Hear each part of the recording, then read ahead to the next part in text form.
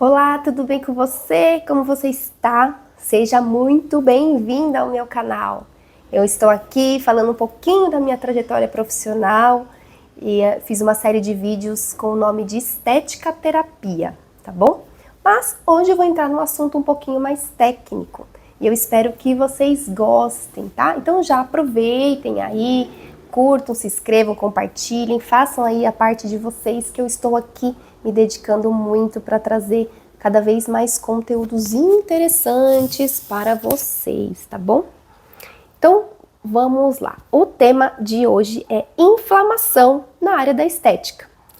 E então eu vou me apresentar. Meu nome é Maraísa Gonçalves, eu sou esteticista, sou farmacêutica integrativa, terapeuta reikiana, tá? Então, eu tenho muitos assuntos interessantes para sempre estar vindo aqui trazer para vocês. Eu espero que vocês estejam gostando, assistindo os outros vídeos, que eu sempre tenho trazido coisas para trazer consciência e colocar sempre uma pontinha, né, de interesse na área para vocês. Fiz uns slides, vou dividir a tela aqui com vocês, tá? Então vamos lá, vamos falar sobre a estética inflamada. O que seria isso? Então vamos entender qual é o bastidor dessa inflamação na área da estética. Mas para isso eu preciso, para vocês entenderem o que significa essa inflamação, para que a estética provoca inflamação no corpo das pessoas, eu vou falar um pouquinho de como é feita a produção de colágeno no nosso corpo, tá? Então quando a gente é mais jovem, o nosso colágeno ele é produzido naturalmente, tá? Para quê? Para a gente poder crescer, né? Então, como que um bebê se transforma num cidadão adulto? É exatamente através de hormônios que estimulam a proliferação de células, de tecidos e então, quais são esses hormônios, né? Eu preciso falar para vocês, que é o estrogênio e o GH.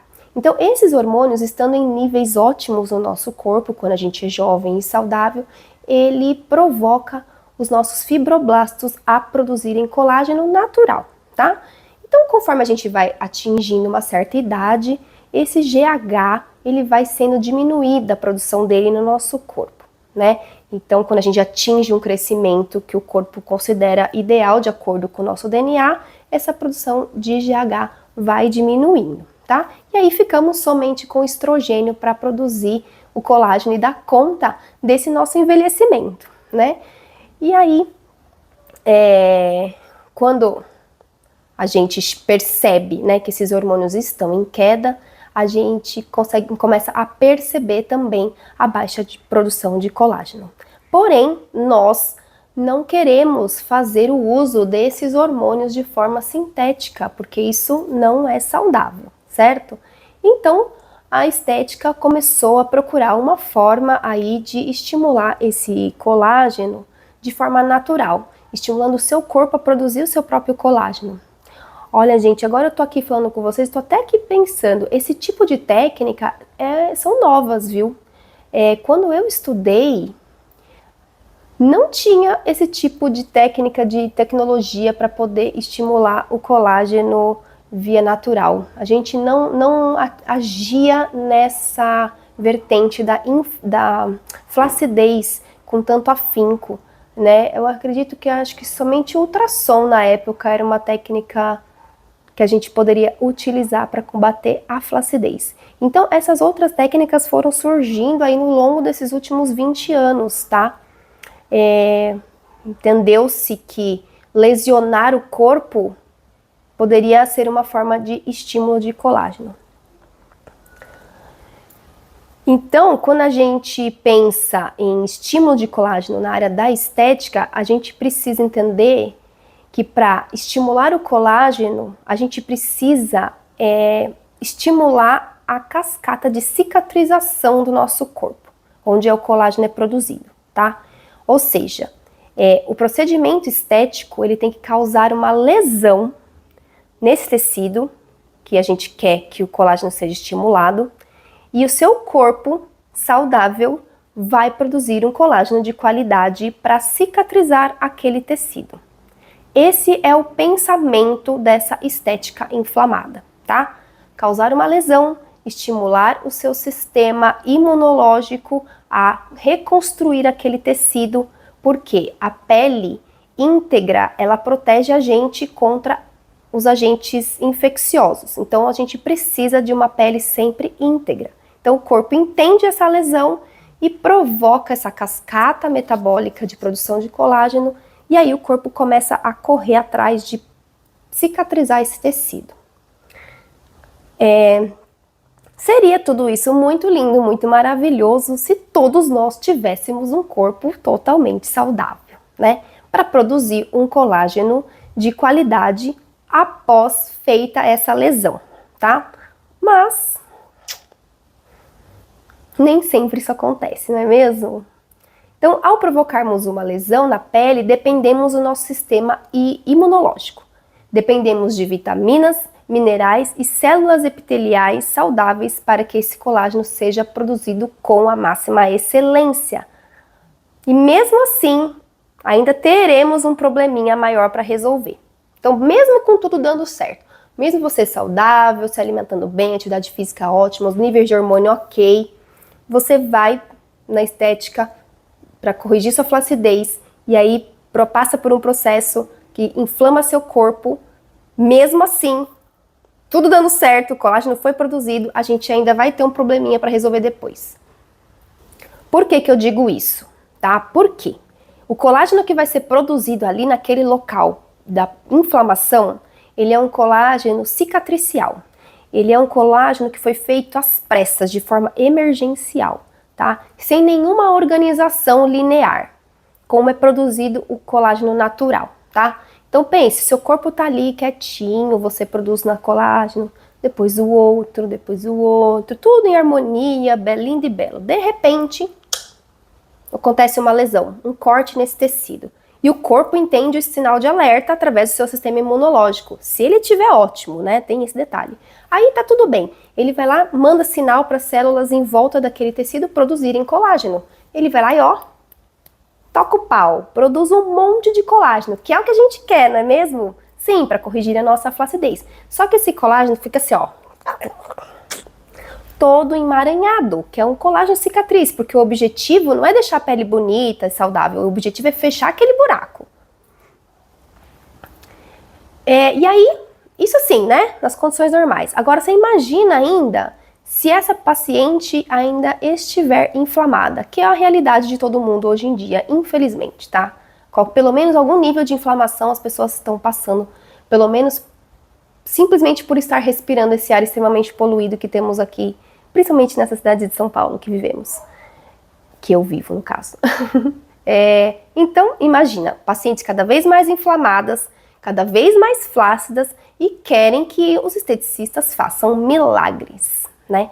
Então, qual é a probabilidade de um procedimento estético que estimule a produção de colágeno no paciente inflamado dar certo?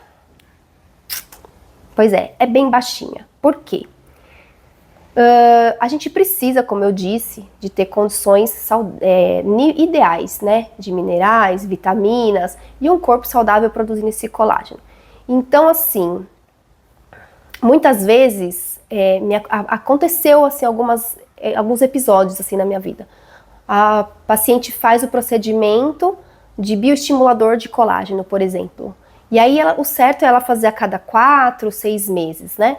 E aí uma vez fica super legal, dá super certo, nossa, estimula bastante colágeno e tal. E aí, dali 6 meses, 1 ano, ela resolve fazer. Nossa, mas você mudou o produto? Ah, não. Que estranho, o que aconteceu? Dessa vez não ficou tão do jeito que eu gostaria. Bom, o que a gente começa? A primeira coisa a pensar. O paciente está 1 ano mais velho, então o organismo está 1 ano mais lento. Isso é fato. Depois disso, a gente tem que pensar o quê? Será que as condições de saúde desse paciente estão boas? Será que ele tomou bastante água? Será que ele está se alimentando igual ele está se alimentando no ano passado? Como que está o índice hormonal dele? Como está o estresse oxidativo? Porque assim, pode ser até que o corpo esteja produzindo colágeno, mas e quanto que esse corpo está envelhecido, degradando o seu colágeno que você já tinha? Então, gente, sim, é é uma somatória de fatores para que você tenha o seu procedimento na máxima da excelência, tá? Então, qual é o meu conselho?